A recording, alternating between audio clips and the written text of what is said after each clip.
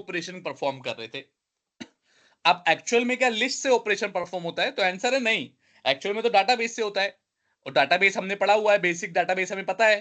तो अब हम क्या करेंगे, अपना कनेक्शन बनाएंगे। एमवीसी एक अलग एप्लीकेशन है, डाटाबेस सिक्वल सर्वर एक अलग एप्लीकेशन है।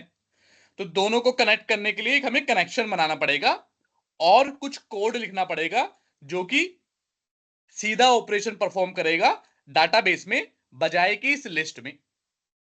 उससे पहले क्या करते हैं, एक कंसेप्ट बताता हूं आपको मैं, जिसको कहते हैं डिपेंडेंसी इंजेक्शन।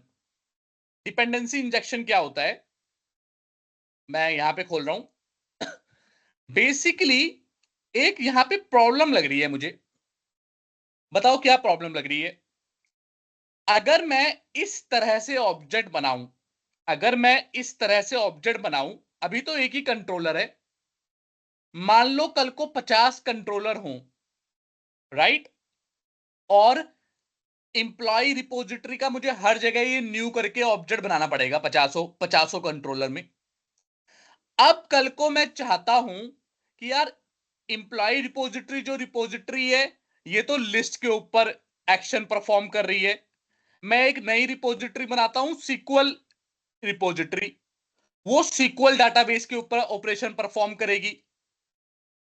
तो मैं क्या करूंगा, एक सीक्वल रिपोजिटरी बनाऊंगा, मेथड सेम रहेंगे, क्योंकि चाहे लिस्ट के ऊपर करो चाहे सीक्वल के ऊपर करो, काम तो यही करना है। गेट एम्प्लॉय लेके आना है, गेट एम्प्लॉय बाय आईडी लेके आना है, क्रिएट एम्प्लॉय करना है, अपडेट करना है, डिलीट करना है, काम तो इसके अलावा कुछ और नहीं करना। इसीलिए हमने एक इंटरफेस ले लिया था कि भाई एक इंटरफेस ले लो, अब कितनी भी क्लास बना के उस क्लास को इनहेरिट कर लो इस इंटरफेस से, और उसमें मेथड लिख दो। अगर लिस्ट के लिए लिखोगे तो लिस्ट का ऑपरेशन हो जाएगा, सीक्वल सर्वर के लिए लिखोगे तो सीक्वल सर्वर का हो जाएगा, और ओरेकल किसी और डाटाबेस के लिए लिखोगे तो उस डाटाबेस का ऑपरेशन हो जाएगा। क्या ये बात समझ में आ रही है, नहीं आ रही? Yes sir. लेकिन फंक्शनैलिटी सेम रहेंगी कि भाई यही काम तो करवाना है हमें, मतलब एक इंप्लॉय के ऊपर आप चाहे डाटाबेस से करवाओ चाहे कहीं से भी कराओ, यही काम करवाना है। इसीलिए हमने इंटरफेस लिया कि ये कभी चेंज नहीं होगा। अब अगर अब वापस मेरी उसी बात पे आओ कि भाई अगर मैंने एक कंट्रोलर 50 कंट्रोलर होते, उन सब में इस तरह से डिफाइन किया होता, और कल को अब मेरा मैनेजर मुझसे कहता है यार एक काम कर, लिस्ट से डाटा मत लेके आ, सीक्वल सर्वर से डाटा लेके आ, तो मुझे क्या करना पड़ता? मतलब ये तो सेम रहता, क्योंकि पेरेंट तो उसका भी इंटरफेस सेम रहेगा, सीक्वल वाले का भी और इसके वाले का भी। बस हमें क्या करना पड़ता, हर 50 पेज पे जाके ऐसे सीक्वल इंप्लॉय जो नई क्लास बनाते हैं हम, वो लिखना पड़ता, राइट। तो एक चेंज की जगह 50 जगह चेंज करना पड़ता हमें। तो ये एक प्रॉब्लम की बात है। तो इस प्रॉब्लम को सॉल्व कैसे किया, एक डिपेंडेंसी इंजेक्शन के थ्रू। डिपेंडेंसी इंजेक्शन क्या होता है कि आप बेसिकली बता रहे हो कि मेरे मेरे एम्प्लॉय की क्लास तेरे ऊपर एक डिपेंडेंसी है। कैसी डिपेंडेंसी? मैं कह रहा हूं तुझे रन करने के लिए एक एम्प्लॉय रिपोजिटरी का ऑब्जेक्ट चाहिए। इसका ऑब्जेक्ट चाहिए। आप कहोगे क्या बच्चों वाली बात कर रहे हो, इंटरफेस का तो ऑब्जेक्ट बनता ही नहीं है। मैं कहूंगा हाँ बात सही कह रहे हो, लेकिन चाइल्ड का तो बन सकता है ना।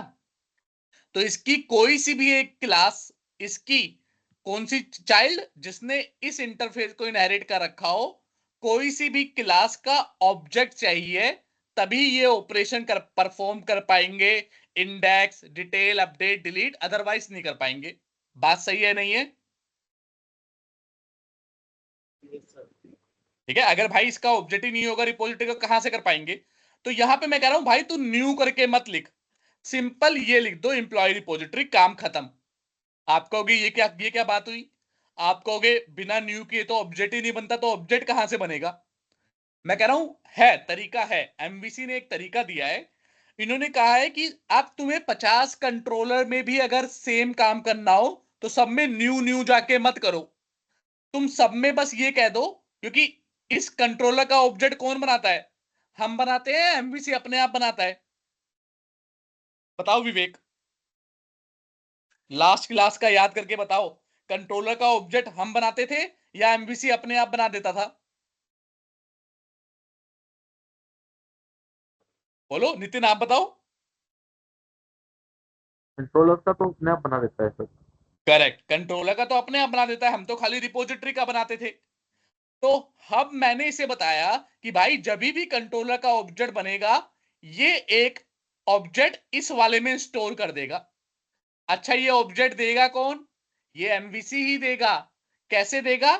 आप सिंपल प्रोग्राम डॉट सीएस में जाओ और एक लाइन लिख दो, यहां पे कहीं पे भी लिख सकते हो, बिल्ड के ऊपर लिख देना, बिल्डर डॉट सर्विसेज डॉट,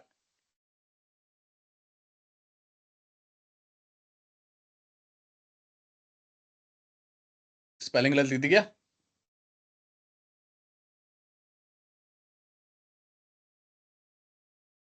ये देखो, ये लाइन लिख दो, काम खत्म। अब मैं क्या कह रहा हूं कि भाई एमवीसी, तू जब भी कोई तेरे से आई एम्प्लॉय रिपोजिटरी का ऑब्जेक्ट मांगे तो उसको एम्प्लॉय रिपोजिटरी का ऑब्जेक्ट बना के दे दियो। तो अब मुझे न्यू करके लिखने की जरूरत नहीं है। चाहे मेरे पास 50 कंट्रोलर हो और मेरा मैनेजर बोले कि भाई अब एम्प्लॉय रिपोजिटरी हटा के सिक्वल एम्प्लॉय रिपोजिटरी लगा, तो मुझे क्या करना पड़ेगा? सिंपल यहां पे आके इसकी जगह कोई दूसरी क्लास लगा दूंगा, जो उनसे भी क्लास इसको इनहेरिट करती होगी, जो हमें यूज करना होगा, और मेरा काम खत्म हो जाएगा। अब मुझे 50 जगह चेंज करने की जरूरत नहीं पड़ी, सिर्फ एक जगह चेंज करके मेरा काम हो गया। तो इस तरह से डिपेंडेंसी इंजेक्शन की हेल्प से एमवीसी ने आपकी लाइफ इजी कर दी है। तो देखो, मैंने ऑब्जेक्ट बनाया नहीं, लेकिन एमवीसी ने ऑटोमेटिकली ऑब्जेक्ट बना दिया होगा। तो अभी भी मैं रन करूंगा तो सारा डाटा आ गया, सारा मेथड कॉल हुआ, और डाटा कब आया? मतलब ऑब्जेक्ट बन के मेथड कॉल होगा तभी तो डाटा आएगा। तो मतलब ऑब्जेक्ट भी बन गया और डाटा भी आ गया। इसका मतलब एमवीसी ने ऑटोमेटिकली, मैंने बताया कि जब भी इसका कोई आपसे मांगे ऑब्जेक्ट तो ये वाला पास कर देना, तो उसने ऑटोमेटिकली इस क्लास का ऑब्जेक्ट बनाया और कंट्रोलर में पास कर दिया। इसीलिए अब जब भी मैंने इस एम्प्लॉय रिपोजिटरी के थ्रू जो भी ऑपरेशन परफॉर्म किया, मेरा काम हो गया। इसे ही एमवीसी में डिपेंडेंसी इंजेक्शन कहा गया है। क्या ये बात क्लियर है? कोई डाउट? सर ये क्लियर है, बट सर जो आपने ये प्रोग्राम डॉट सी एस में कराए थे, मिडिल वेयर होता है ना ये? मिडिल वेयर अभी नहीं है ये, कह सकते हो। मिडिल वेयर बेसिकली ये होता है, क्या होता है कि अगर इसके अंदर एक मैं अपनी मिडिल वेयर भी बना सकता हूं।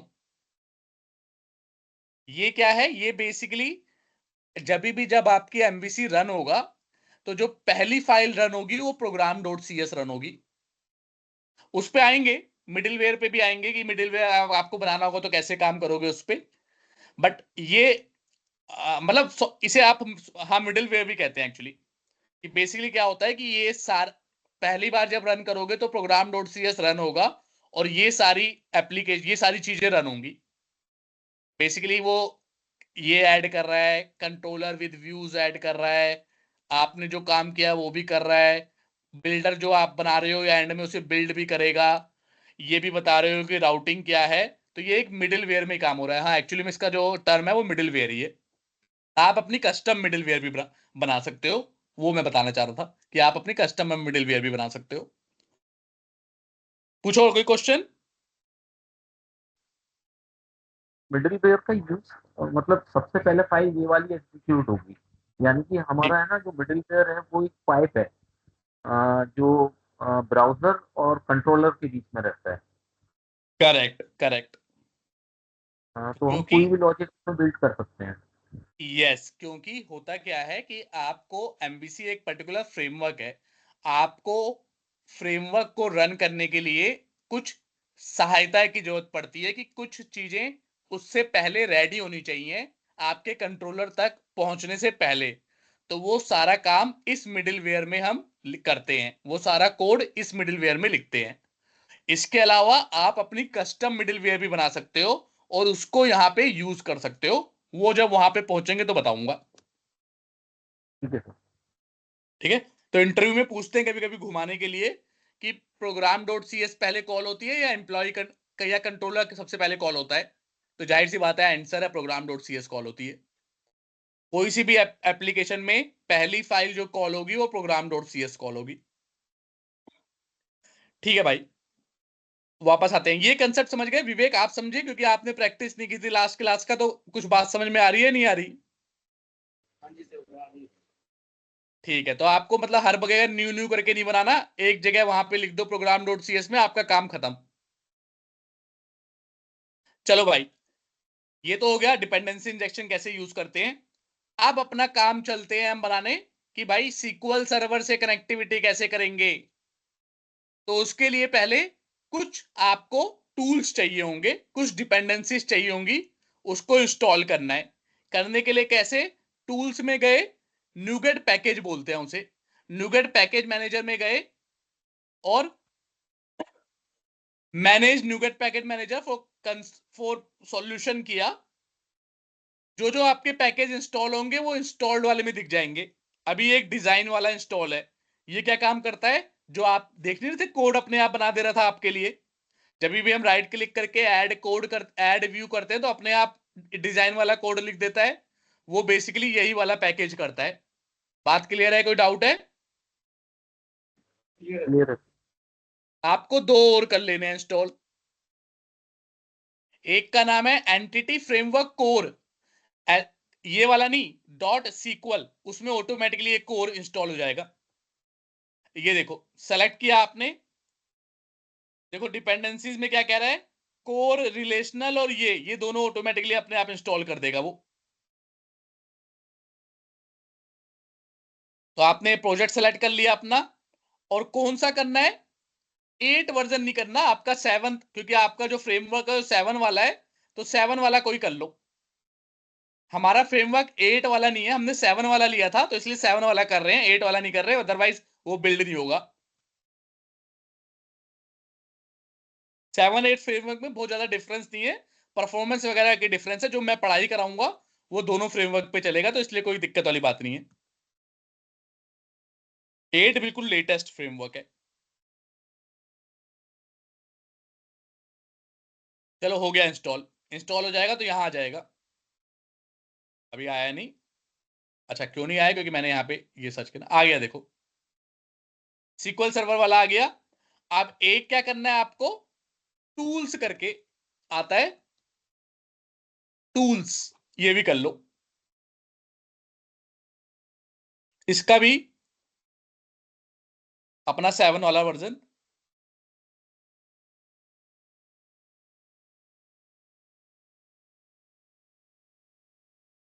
देखो इसकी डिपेंडेंसीज क्या है, ये जो डिपेंडेंसी होती है उसे ऑटोमेटिकली अपने आप कर देता है इंस्टॉल वो। देखो ये सारी कमांड का हम अभी इस्तेमाल करेंगे आगे, ये सारी कमांड इस टूल्स वाले पैकेज से आएगी।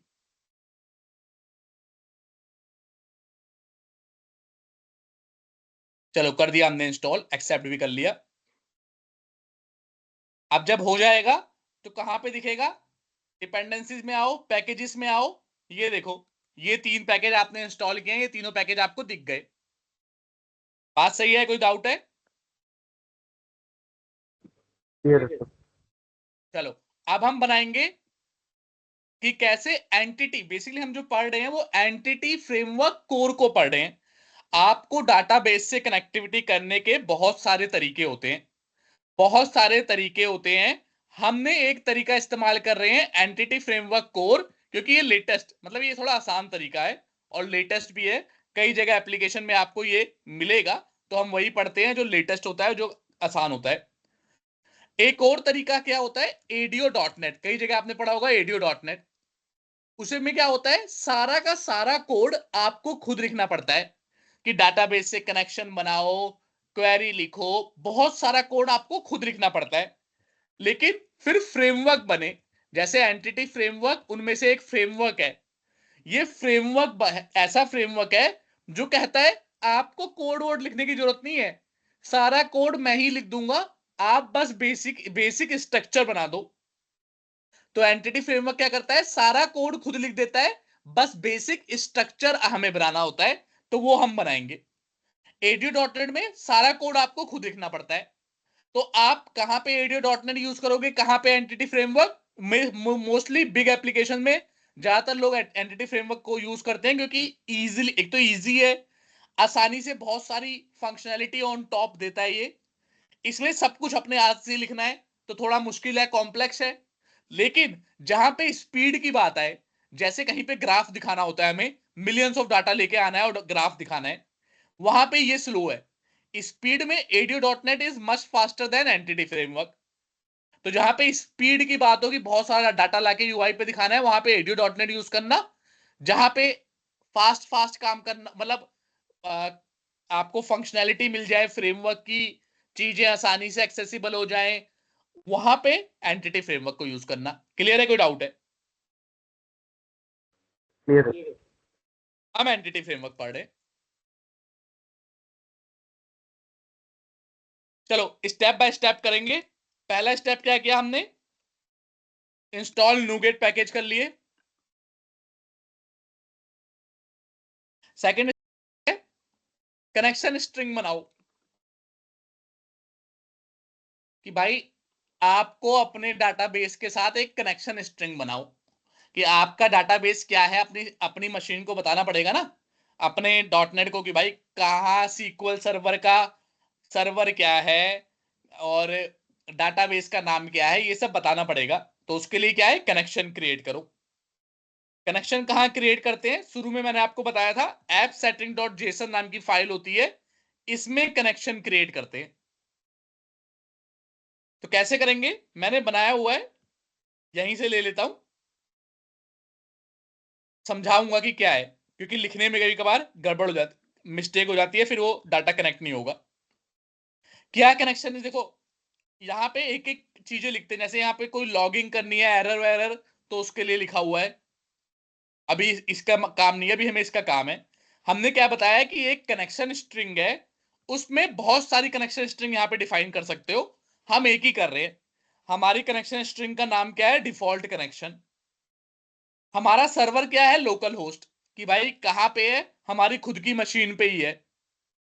और डाटाबेस का नाम क्या है? Employ dB. एम्प्लॉय डीबी नाम का डाटाबेस है हमारा। एक काम करते हैं, नया डाटाबेस बनाते हैं, यहीं से बनाएंगे, सिक्वल समझोगे नहीं। एम्प्लॉय डीबी, हमारा जुलाई बैच है, सॉरी हमारा बैच था अप्रैल बैच ना, अप्रैल 2024। तो मैंने कह दिया भाई इस नाम का डाटाबेस बनाना है। कौन बनाएगा? एंटिटी फ्रेमवर्क अपने आप बना देगा, आपको टेंशन नहीं लेनी। आप बस बता दो कि इस नाम का डाटाबेस बनेगा, ये लोकल होस्ट पे ही बन जाएगा, मेरे ही सर्वर पे। Integrated security equal to true. इसका मतलब क्या है? कि भाई विंडो यूजर एक्सेस कर पाए। जब मैं सीक्वल सर्वर अभी ओपन करूं, मान लो यहां पे, तो मुझे कोई यूजर नेम पासवर्ड नहीं देना होता। देखो ये बेसिकली जो कनेक्शन दे रहे हैं ना, ये यहीं पे जो कनेक्शन दूंगा सीक्वल सर्वर में, वही वाला कनेक्शन दे रहे हैं। तो मुझे कोई यूजर नेम पासवर्ड नहीं देना होता। ये जो भी मेरा विंडो का यूजर नेम पासवर्ड होता है, विंडो मतलब ऑपरेटिंग सिस्टम का, देखो ऑपरेटिंग सिस्टम का यूजर नेम पासवर्ड होगा, ऑटोमेटिकली उसको ले लेगा। मुझे कोई यूजर नेम पासवर्ड यहाँ पे नहीं देना। और यहाँ पे सर्वर का नाम है लोकल होस्ट, तो मैंने भी सर्वर का नाम लोकल होस्ट लिख दिया, डाटाबेस का नाम जो ये बनाएगा वो लिख दिया। इंटीग्रेटेड सिक्योरिटी ट्रू का मतलब लोकल होस्ट मतलब विंडो यूजर यूज करना है। अगर वो नहीं होता तो आपको यूजर नेम और पासवर्ड देना पड़ता, अगर आपने बनाया होता तो। और ट्रस्टेड सर्टिफिकेट मतलब ये दूसरी एप्लीकेशन है, सिक्वल सर्वर ये दूसरी एप्लीकेशन है, तो एमवीसी पूछता है भाई विश्वसनीय तो है ना, तो आपको एक लाइन लिखनी पड़ती है, हाँ भाई ये सर्वर सर्टिफिकेट इसका ट्रस्टेड है, इसको यूज कर लो, कोई दिक्कत वाली बात नहीं है। तो ये हो गई आपकी कनेक्शन स्ट्रिंग। कोई दिक्कत या परेशानी इसको समझने में? चार चीजें। नहीं सर। चलो अब एक लेयर बनेगी, वो लेयर क्या करेगी? करेगी वही बेसिकली आपके और सीक्वल सर्वर के बीच में एक लेयर का काम करेगी। एमवीसी और सीक्वल सर्वर के बीच में उसके थ्रू ही सारा कनेक्शन वगैरह बनेगा। चलो बनाते हैं। उसे बोलते हैं कॉन्टेक्स्ट, कॉन्टेक्स्ट क्लास। एक फोल्डर बना लेते हैं, इस फोल्डर का नाम देते हैं कॉन्टेक्स्ट, इसमें ही अपना कॉन्टेक्स्ट बनाएंगे, ऐड कर देते हैं, क्लास ऐड होगी, क्या नाम है हमारे, क्या होगा हमारे कॉन्टेक्स्ट का नाम,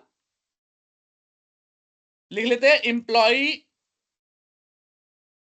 डीबी कॉन्टेक्स्ट, क्योंकि हम एम्प्लॉय के रिलेटेड ऑपरेशन परफॉर्म कर रहे हैं अभी। ऐड हो गई भाई, एम्प्लॉय डीबी कॉन्टेक्स्ट ऐड हो गई। अब लेकिन जैसे कंट्रोलर को कंट्रोलर बनाने के लिए क्या करना पड़ता है, किसी क्लास को कंट्रोलर बनाने के लिए क्या करना पड़ता था हमें, बोलो। कंट्रोल क्लास से इनहेरिट करना पड़ता है। करेक्ट, वैसे ही इसको डीबी कॉन्टेक्स्ट बनाने के लिए डीबी कॉन्टेक्स्ट नाम की क्लास से इनहेरिट करना पड़ेगा।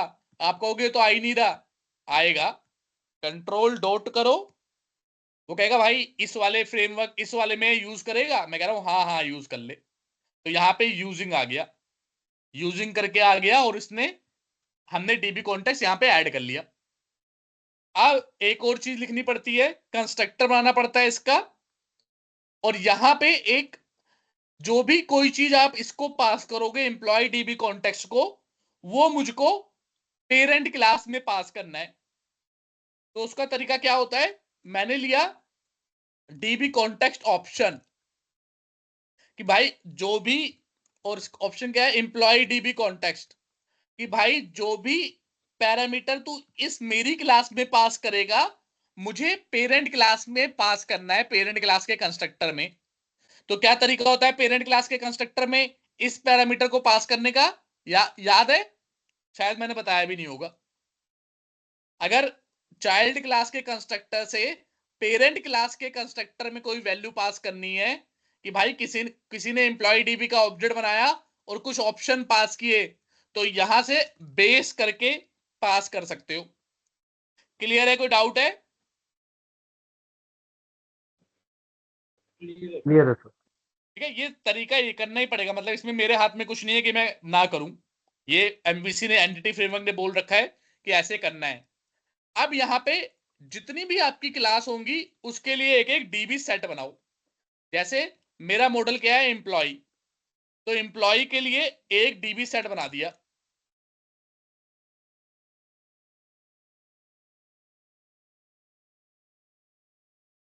मेरे ख्याल से सिर्फ वेरिएबल बनाने से काम चल जाएगा। तो बेसिकली क्या करेगा, इस एम्प्लॉय के थ्रू हम, क्योंकि डाटाबेस से कनेक्शन बनेगा कॉन्टेक्स्ट क्लास, अब उसमें एक एम्प्लॉयज नाम का टेबल बनेगी। अब उस टेबल से जो भी ऑपरेशन करेंगे इसके थ्रू करेंगे। जैसे एंटिटी फ्रेम अपने लिस्ट वाले में जो भी ऑपरेशन कर रहे थे हम किसके थ्रू कर रहे थे, इस लिस्ट के थ्रू कर रहे थे ना, कि इस लिस्ट के अंदर डाल रहे हैं, इस लिस्ट के से डाटा ला रहे हैं, डाल रहे हैं, ला रहे हैं, अपडेट कर रहे हैं। वैसे ही यहां पे भी कुछ चीज चाहिए ना, क्योंकि डायरेक्टली टेबल में तो नहीं कर सकते, तो आपको यहां पे इस डीबी सेट वाले, डीबी सेट भी एक प्रकार का कलेक्शन ही है, तो इस डीबी सेट नाम के एम्प्लॉय नाम के डीबी सेट में, जो कि एक कलेक्शन है, डिलीट करोगे और वो ऑटोमेटिकली ऐड अपडेट डिलीट किसमें करेगा, सर्वर में। किसके थ्रू, इस कॉन्टेक्स्ट क्लास के थ्रू, और कौन से फ्रेमवर्क के थ्रू, एंटिटी फ्रेमवर्क कोर के थ्रू। क्या इस बात में कोई दिक्कत या परेशानी? क्लियर है sir. Sir dB set like a collection, हाँ, ये लाइक अ कलेक्शन, जैसे लिस्ट हो गया अपना, इसमें भी एरे होता है, वैसे एक ये कलेक्शन है। ओके। कौन सी क्लास में है देखो, कौन से नेम स्पेस में है ये, इस वाले नेम स्पेस में है, तभी हम यूज कर पा रहे हैं। स्पेशल कलेक्शन है, मतलब ये हम कोई नॉर्मल कलेक्शन नहीं है, स्पेशल कलेक्शन है, जो यहीं पे एंटिटी फ्रेमवर्क कोर के कंसेप्ट के संदर्भ में ही यूज होता है। अब भाई ये सब तो हो गया, एक कॉन्टेक्स्ट लेयर बन गई, लेकिन हमारे एमवीसी को कौन बताएगा कि ये लेयर बना रखी है, एमवीसी को भी तो बताना जरूरी है ना। तो एमवीसी को बताने, कोई भी चीज एमवीसी को बताते हैं तो कहां पे लिखते हैं, मिडिलवेयर में। मिडिलवेयर है ये रही, तो क्या करना है हमें, builder dot services dot add context, अपना एम्प्लॉय डीबी कॉन्टेक्स्ट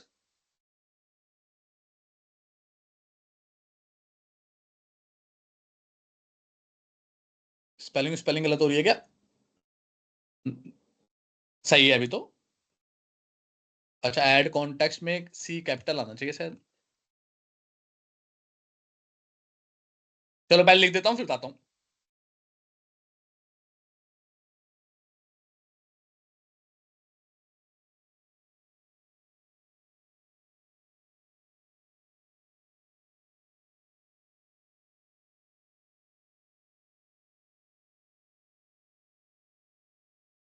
ऑप्शन दो क्या था यार, भूल गया मैं।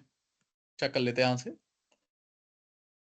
Add DB context, option time to you option not use SQL server. हाँ डीबी कॉन्टेक्स्ट था इसलिए नहीं आ रहा था। Use SQL server. अब सीक्वल सर्वर में क्या करेंगे, builder dot service dot configuration, क्या ऑप्शन था?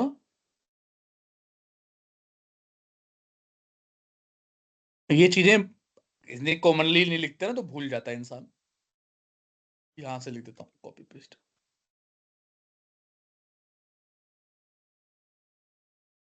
चलो, क्या लाइन लिखी है हमने?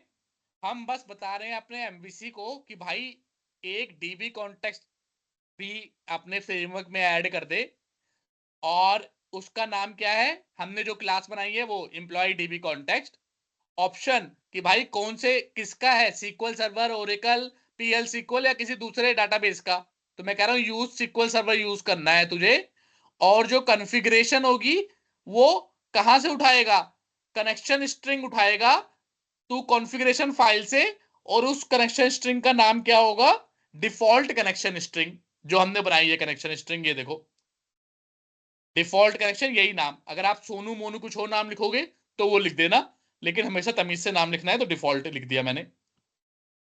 एक ब्रैकेट कम लग रहा है, एक ब्रैकेट और लगा देते हैं, ये वाला ब्रैकेट भी बंद हो गया। तो यहाँ पे क्या किया हमने, खाली बता दिया कि भाई MVC framework add DB context को भी अपने अंदर ऐड कर ले। कोई दिक्कत परेशानी या पेट में दर्द? रखना पड़ेगा सर। हाँ मतलब ये तो सिंटैक्स है, मतलब इसको कोई याद करने की जरूरत नहीं है। ये तो मतलब मैं भी देखो, मैंने भी देख के लिखा।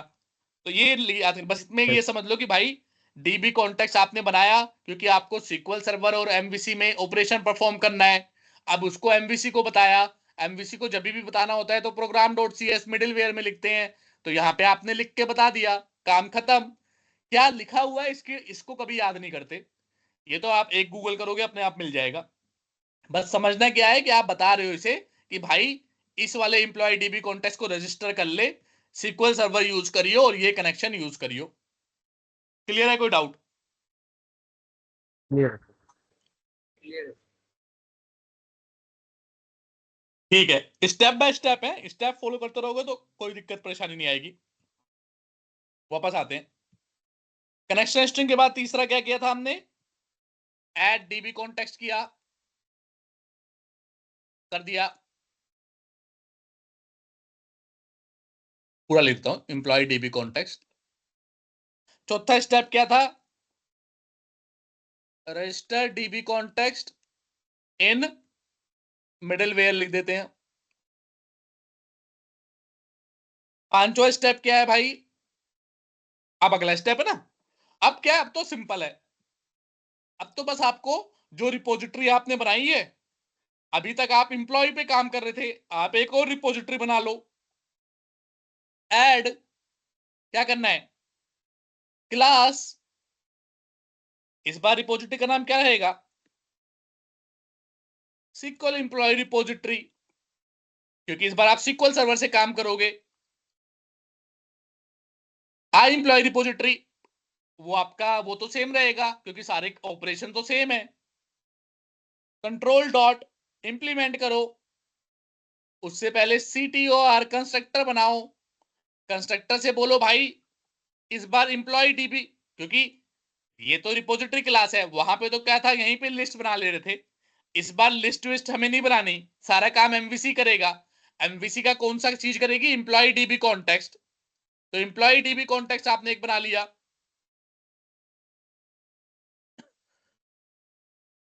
कंट्रोल डॉट करो यहां पे,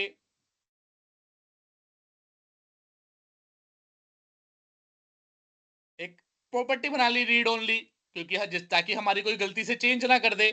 सेम वही काम यहां पे कर दिया, employee DB context, employee DB context, पर लेकिन ऑब्जेक्ट तो आपने बनाया ही नहीं, तो आप यहां पे ऐड कर लो कि भाई जब भी कोई एम्प्लॉय डीबी कॉन्टेक्स्ट का ऑब्जेक्ट मांगे तो एम्प्लॉय डीबी कॉन्टेक्स्ट का ही ऑब्जेक्ट बना दियो, काम खत्म। अब क्या, अब तो कुछ है ही नहीं, सारा कोड सेम है, जो एम्प्लॉय रिपोजिटरी का कोड था वही इसका है। जैसे यहीं से कॉपी पेस्ट करूंगा,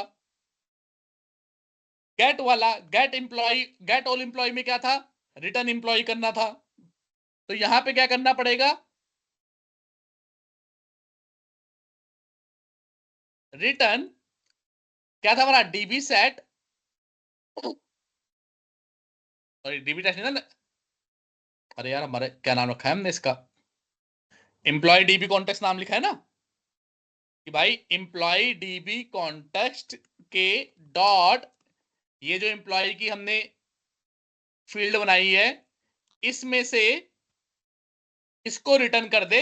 लेकिन ये तो डीबी सेट है, तुझे क्या रिटर्न करना है, टू लिस्ट रिटर्न करना है, तो टू लिस्ट में कन्वर्ट कर दे और टू लिस्ट करके रिटर्न कर दे। और एम्प्लॉय टाइप की लिस्ट है तो यहां पे एम्प्लॉय टाइप लिख दो, काम खत्म। कि भाई इसने क्या किया, वही लिस्ट वाले काम तो किया है, वहां पे सीधा लिस्ट यहां पे बनाई थी, यहां पे डीबी कॉन्टेक्स्ट के अंदर बनाई है, तो उसको रिटर्न करा दिया।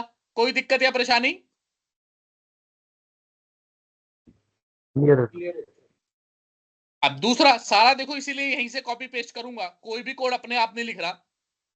अब get employee by ID, control C यहां से कर लो, यहां पे पेस्ट कर दिया। इस बार क्या क्या आएगा, इसकी जगह क्या आ जाएगा, ये दोनों आ जाएगा भाई, ये लो। इसमें से पहला एम्प्लॉय निकालेगा सीक्वल सर्वर में से और उसको रिटर्न कर देगा आईडी के बेस पे। कोई दिक्कत या परेशानी? नहीं सर, क्लियर है सर। चलो अब क्रिएट करेंगे, क्रिएट का कोड भी यहीं से लेंगे, जिससे कि हमें समझ में आए कि हमने कुछ अलग से किया ही नहीं। क्रिएट का कोड क्या था, ये तो बड़ा ही सिंपल था, यहां पे हमने कॉपी पेस्ट कर दिया और एम्प्लॉयज की जगह क्या आ जाएगा, एम्प्लॉय डीबी कॉन्टेस्ट डॉट, ये आ जाएगा ना हमारा वाला एम्प्लॉयज।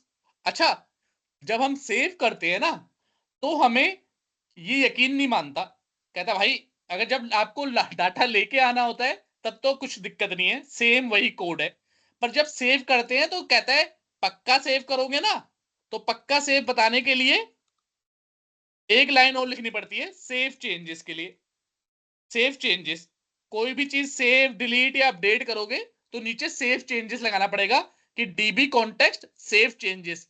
भाई ऐड तो कर लिया, आप सेव भी कर दियो, ये नहीं कि कहीं यहीं पे ऐड करके भूल गया।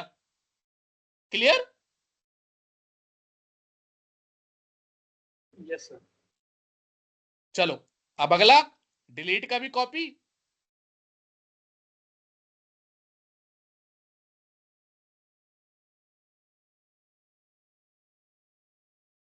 यहां पे क्या आ जाएगा हमारा, control C, control V, control V, और लास्ट में क्या आएगा, सेव चेंजेस। कि भाई जो भी रिमूव कर रहा है ये नहीं कि खाली इसी लिस्ट में से रिमूव कर दे, सर्वर पे करे ही ना, तो सेव भी कर दियो कि सर्वर पे भी कर दियो। अब लास्ट क्या बचा है, अपडेट, अपडेट भी same to same,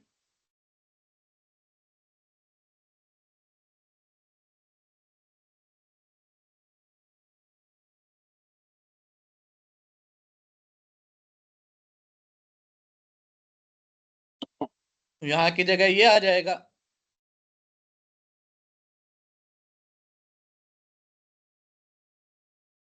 first name first name ये सब चेंज किया। अब अपडेट नाम का सीधा मेथड भी होता है यहाँ पे, तो सीधा अपडेट करके ये मेथड कर दिया और लास्ट में तो सेफ चेंजेस करना मत भूलना। कई बच्चे कहते हैं सर सेफ चेंजेस नहीं किए ही नहीं और कोई तो हुआ ही नहीं हमारा, आपने जैसे बताया था। वो इसलिए नहीं होता क्योंकि आप सेफ चेंजेस करना भूल गए। बस बन गए सारे मेथड, काम खत्म हमारा। अब क्या करना है, ये बात समझ में आ गई कैसे मेथड बनाने हैं? Yes sir. हाँ, ये तो सेम था ना। अब क्या करना है, अब बस अपने सीक्वल सर्वर अपने उसको बता देना है प्रोग्राम को कि भाई अब की बार जब ऑब्जेक्ट बनाइयो तो, ओ सॉरी, यहाँ पे नहीं, अब की बार जब ऑब्जेक्ट बनाइयो तो सीक्वल एम्प्लॉय रिपोजिटरी का बनाइयो, ना कि हमारे वाले का, ना कि एम्प्लॉय का, इस वाले का ऑब्जेक्ट बनाइयो।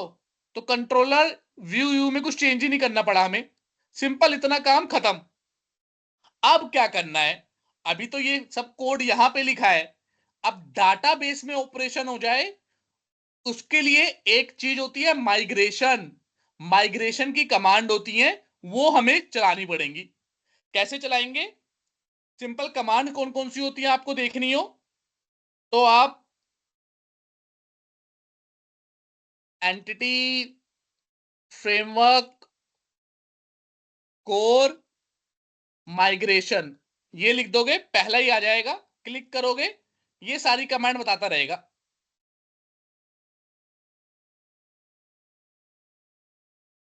आपको ये लेना है विजुअल स्टूडियो वाला, ये कमांड आपको चलानी है। आप क्या करो, सिंपल पहली कमांड इसने क्या बोला है कि भाई एक माइग्रेशन बनाओ। माइग्रेशन क्यों बना रहे हैं, कि हम पहले फ्रंट एंड पे जो भी कोड वोड लिखा है इस सबको हमें अब सीक्वल सर्वर में पहुंचाना है, कि सीक्वल सर्वर में एक टेबल बन जाए।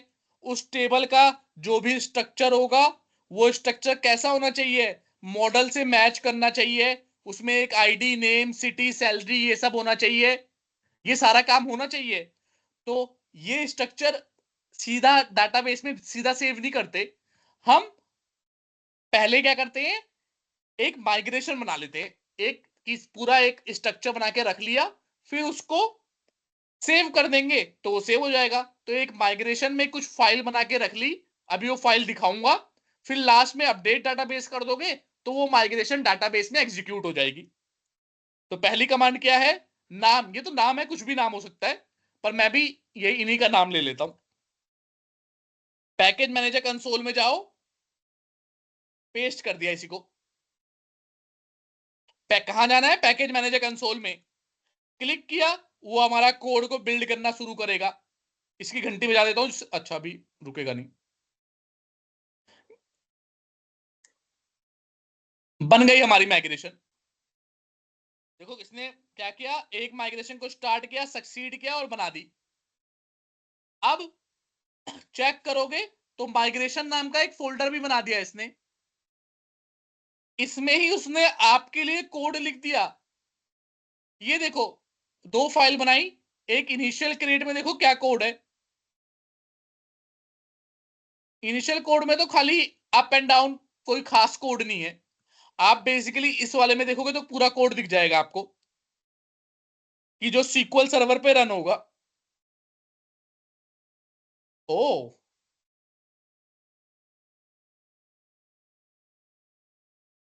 हमारा कोड नहीं आया।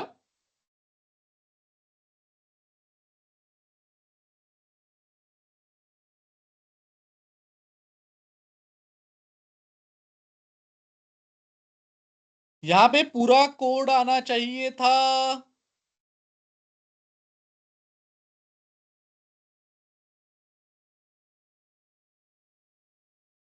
मॉडल बिल्डर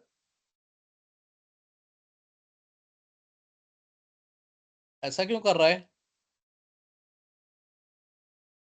एक गड़बड़ हो सकती है, पहले उसे चेक करता हूं फिर इसे वापस करेंगे।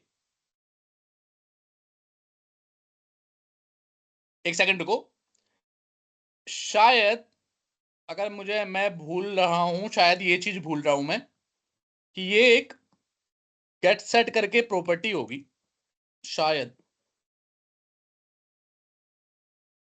अब एक बार रन करते हैं,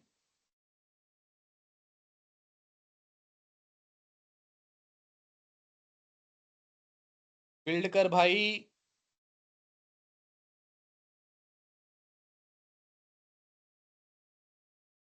अब माइग्रेशन खोलते हैं,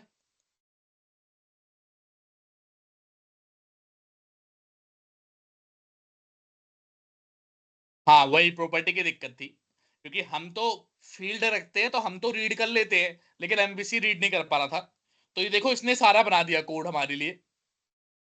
क्या क्या कोड बनाया कि भाई जब भी तू इसने इस बिल्ड को, मॉडल को बिल्ड करेगा, जब हम एग्जीक्यूट करेंगे तो क्या करेगा, इसी कोड को बेसिकली रन करता है।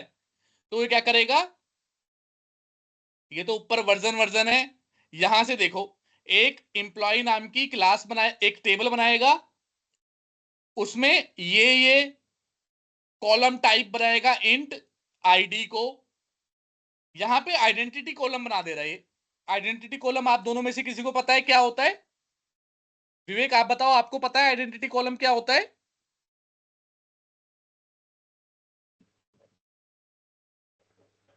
हाँ या नहीं, कुछ भी बोलो।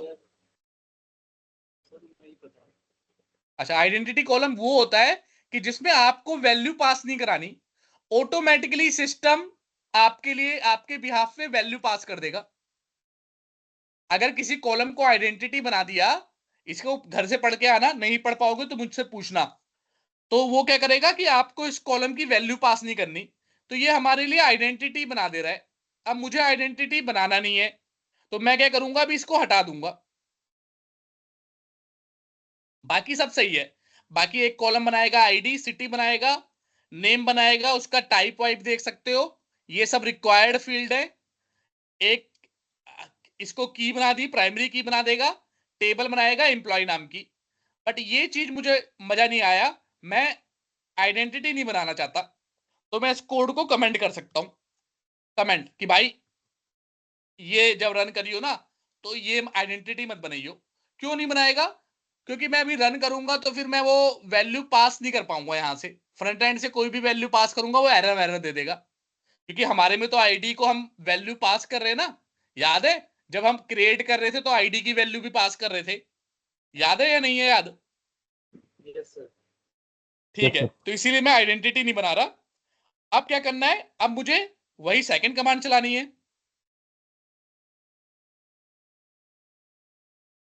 Update database. तो अभी तो इसने माइग्रेशन बनाई, अभी तक देखना डाटाबेस, अभी अब डाटाबेस खोल के दिखाता हूं पहले तुम्हें। अभी तक देखना कोई भी इंप्लॉय डीबी अप्रैल 2024 नाम का कोई भी डाटाबेस बना नहीं होगा। यही देखो, यही मेरा लोकल होस्ट है, ये सारे डाटाबेस है मेरे पास। रिफ्रेश करता हूं, ये देखो इंप्लॉय डीबी नाम का है, लेकिन इंप्लॉय डीबी अप्रैल 2024 नाम का कोई नहीं है। बात सही है नहीं है? Yes sir. Yes sir. पर अब देखो कमाल, जैसे ही एंटर करूंगा बिल्ड होना स्टार्ट हुआ, कोड अब पहुंचाएगा डाटाबेस में। डन, सारा काम खत्म। ऑटोमेटिकली इसने सारा कोड पहुंचा दिया डाटाबेस में। एक नया डाटाबेस आपको दिख गया होगा, क्या दिख रहा है या नहीं दिख रहा? Yes sir. क्यों नहीं दिख रहा बताओ? नहीं दिख रहा ना, क्यों नहीं दिख रहा? फ्रेश करना होगा। क्योंकि हाँ, रिफ्रेश करना होगा। जैसे ही रिफ्रेश किया, आ गया हमारा डाटाबेस।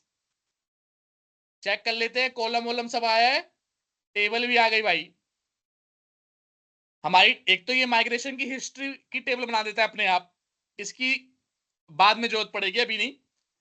एक जो मेन टेबल हमारी जो बनाई है, एम्प्लॉयज नाम की टेबल है, कॉलम क्या है इसमें, ID, name, city, salary. ID पे प्राइमरी की बना दी, ये सब इसने ऑटोमेटिकली हमारे लिए बना दिया। अब आपको क्या करना है? कुछ नहीं भाई, हो गया आपका काम, रन करो। अभी कोई भी डाटा नहीं है तो इसलिए खाली आ रहा है। अब एक डाटा क्रिएट करते हैं, लेकिन उससे पहले मैं चेक कर लूं कि क्या मैंने क्रिएट का प्रोग्राम यहाँ पे बना भी रखा है या नहीं बना रखा। क्योंकि लास्ट क्लास मैंने आपको ऑफिस से पढ़ाई थी, तो सारा काम ऑफिस वाली क्लास में किया था, याद है या नहीं है याद? Yes sir. Yes sir. तो यहाँ पे नहीं बना रखा मैंने, तो जल्दी से बना लेते हैं। Employee equal to employee repository equal to, oh sorry, यहाँ पे तो कुछ भी कोड नहीं आता ना, क्रिएट में तो सीधा यहाँ पे आता है। एम्प्लॉय क्या करेंगे, employee repository dot create employee में कलेक्शन को पास कर देंगे, काम खत्म। और ऊपर जाएंगे गेट वाले में, और राइट क्लिक करेंगे, ऐड व्यू करेंगे, रेजर व्यू करेंगे भाई, ऐड कर दिया। एम्प्टी तो नहीं लेंगे, क्रिएट वाला लेंगे। क्रिएट, रिक्वायर्ड क्या है, मॉडल, अपने मॉडल का नाम लिखेंगे। डीबी कॉन्टेक्स्ट क्लास चाहिए हमें, आंसर है ले लो। वैसे नहीं भी लोगे तो कोई फर्क नहीं पड़ेगा, क्योंकि ऑलरेडी हमारा यूज हो रहा है। लेकिन अभी फिलहाल के लिए नहीं लेते हम डीबी कॉन्टेक्स्ट क्लास।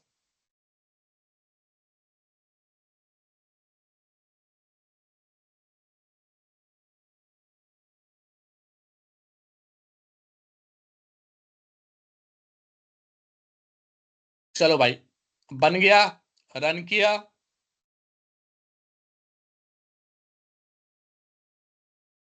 डाटा आ गया खाली। क्रिएट किया, एक नितिन दिल्ली, कुछ थैली डाल दी, क्रिएट पे क्लिक किया, हो जा, क्रिएट पे क्लिक किया, नहीं हमारा रन नहीं हुआ कहीं। अच्छा, कोड यहाँ पे आया, कुछ एरर आई है।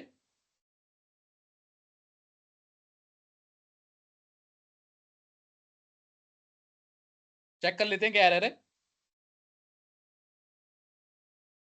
एम्प्लॉय कंट्रोलर पे गए, यहाँ पे गए, देख लेते हैं डाटाबेस में डाटा आया तो नहीं।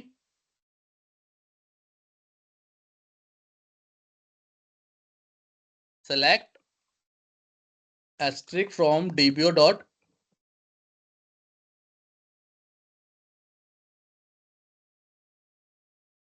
अभी कोई डाटा नहीं आया। चलो डीबी का लगा के चेक करते हैं कि भाई डाटा आ क्यों नहीं रहा। कहाँ गया, दोबारा से रन किया, क्रिएट किया, वन नितिन दिल्ली और कुछ सैलरी डाल दी, क्रिएट पे क्लिक किया। कलेक्शन में पहले देखेंगे डाटा बाइंड हुआ है नहीं हुआ।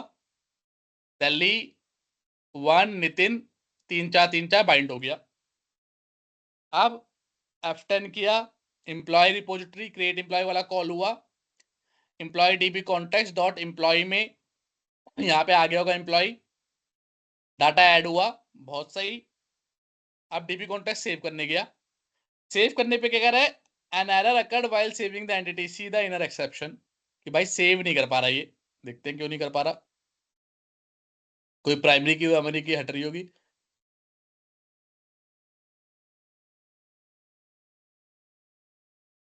ओ, आइडेंटिटी कॉलम उसने बना ही लिया, फिर भी लग रहा है हमने सही से हटाया नहीं था आइडेंटिटी कॉलम।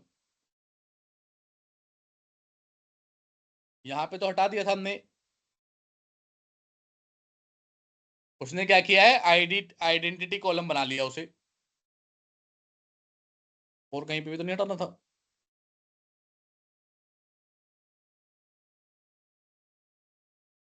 और देखो, ये देखो, ये तो यहाँ यहाँ से भी हमें हटाना था। कोई नहीं, सिंप्लिसिटी के लिए अभी के लिए यहाँ से भी हटा देता हूँ, और एक बार दोबारा कर लेते हैं।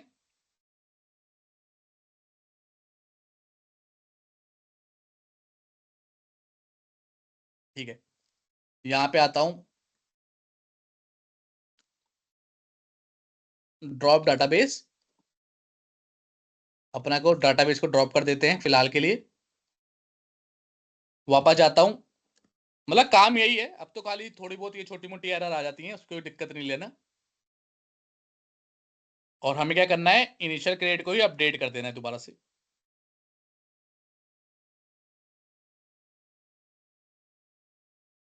फील्ड फील्ड क्यों हो गया,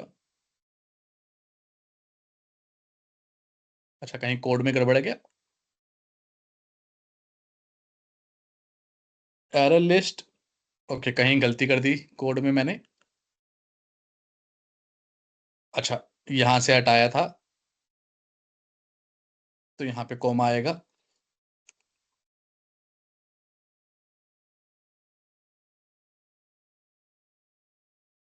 बिल्ड सक्सीड, काम हो गया, विश्वास कर रहे हैं, इसने बोला है हो गया तो हो गया होगा। आप क्रिएट करेंगे 1 नितिन दिल्ली, क्रिएट पे जाएगा, कलेक्शन चेक करेंगे, डाटा आ रहा है सही से। F10 देखो, इसी बहाने आपको पता भी लग गया कि कैसे चेक करना है। बना, सेव हुआ, हो गया, कंटिन्यू, काम खत्म। डाटा यहाँ पे आ गया, SQL सर्वर में चेक करोगे, अपना डाटाबेस सेलेक्ट करो, सेलेक्ट एस्ट्रिक फ्रॉम dpo.employees, धड़ल्ले से इसे रन करो, 1 नितिन न्यू दिल्ली, आ गया, डाटा सेव हो गया। तो ये एक पूरी साइकिल है कि आपने क्या किया, लिस्ट की जगह SQL सर्वर से किया। आप कोई भी फंक्शनलिटी करूंगा तो चल जाएगा, डिलीट भी करूंगा तो डिलीट भी हो जाएगा। देखो डाटा हो गया, यहाँ पे चेक करूंगा तो डिलीट हो जाएगा। बाकी अपडेट मैंने अभी लिखा नहीं है, कोड आप लोगों ने लिखा हुआ है, क्योंकि मैंने अपडेट दूसरे लैपटॉप में लिखा है इसलिए करके नहीं दिखा रहा, बट वो आप लोग खुद कर लोगे, मुझे विश्वास है। तो ये थी आज की क्लास, और इसको आप धड़ल्ले से आप प्रैक्टिस करो अच्छे से दबा के। मैंने सिर्फ एम्प्लॉय का दिखाया है, आपको एम्प्लॉय, स्टूडेंट, कंपनी और ह्यूमन ह्यूमन ये 4-5 क्लास अपने आप बना बना के पूरा प्रोसेस प्रैक्टिस करना। कम से कम 4 या 5 बार नहीं बनाओगे तो चीजें कहीं ना कहीं फंसेंगी, दिक्कत आएगी। क्लियर है, कोई डाउट है? क्लियर है सर। ये एंटिटी फ्रेमवर्क में सर डीबी फर्स्ट अप्रोच। हाँ, बहुत सही क्वेश्चन है आपका। तो हम जो सीख रहे हैं इसका नाम क्या है, entity framework core code first approach. Code first approach. हाँ, तो जनरली जहां पे भी आपको जैसे नए प्रोजेक्ट आप बनाओगे तो वहां पे आप कोड फर्स्ट अप्रोच यूज करते हो, और जहां पे ऑलरेडी पुरानी कंपनी है उनका डाटा, कोई कंपनी बोल दे यार आप डाटाबेस हमारा ही यूज करो, और डाटाबेस एग्जिस्टिंग दे दे, वहां पे डाटाबेस फर्स्ट अप्रोच यूज करते हो। तो ये जो हम सीख रहे हैं वो कोड फर्स्ट अप्रोच सीखते हैं, ज्यादा डिफरेंस नहीं होता, थोड़ा बहुत ही डिफरेंस होता है, बट अभी हम कोड फर्स्ट अप्रोच के बारे में बात कर रहे हैं। सर ठीक है, जैसे मोस्टली कंपनी सर प्रॉपर काम करती हैं, जो प्रोसीजर होता है वो अपना ठीक है। क्रिएट करते हैं और उस प्रोसीजर से ही सारा क्रेड ऑपरेशन वो परफॉर्म करते हैं सर। तो उसके लिए हम एजी डॉटनेट यूज करेंगे, एंटिटी फ्रेमवर्क में कैसे यूज करेंगे सर उसको? हाँ, एंटिटी फ्रेमवर्क में भी यूज हो जाएगा। जब नेक्स्ट क्लास में दिखा दूंगा कि एंटिटी कोई स्टोर प्रोसीजर मान लो हमने बनाया डाटाबेस में, तो उसे एंटिटी फ्रेमवर्क से कैसे कॉल करना है। ठीक है सर, ठीक ठीक है, है। और वो तो पहले भी ये प्रैक्टिस करो अच्छे से जितना भी कराया है, और यस सर। फिर क्वेश्चन लेके आना अपने, कुछ प्रैक्टिस में कोई डाउट आएगा, कुछ क्वेश्चन आएंगे, तो वो सब लेके आओ, पूछो मेरे से, डिस्कस करो। और फिर ये तुम्हारा स्टोर प्रोसीजर वाला लिख ले रहा हूँ, उसका एक अलग कंसेप्ट है, लेकिन बता दूंगा कि उससे कैसे कराते हैं, एक स्टोर प्रोसीजर से डाटा सेव करके दिखा दूंगा आपको। Yes sir. ठीक है? और बताओ विवेक, आपको कोई क्वेश्चन या कोई क्लैरिटी? क्लियर है, ठीक है। ठीक है, फिर इसे 4-5 प्रैक्टिस करना, अगली क्लास में मैं चेक करूंगा, क्योंकि प्रैक्टिस इसकी बहुत मैंडेटरी है। तो जब तक वो आप लोग 4 या जो 4-5 क्लास बनाई है, जब तक आप बना नहीं दोगे दोनों लोग, तब तक नेक्स्ट क्लास नहीं करेंगे, क्योंकि अगर आगे बढ़ गए तो फिर अब कुछ समझ में नहीं आएगा अगर आपने ये प्रैक्टिस नहीं किया तो। ठीक है, बना लोगे? 4 दिन है, 4 दिन में 4 क्लास बनाने में कोई बहुत बड़ा बड़ी काम तो नहीं है। नहीं सर, बन जाए। ठीक, चलो फिर मिलते हैं नेक्स्ट क्लास में, तब तक के लिए बाय बाय।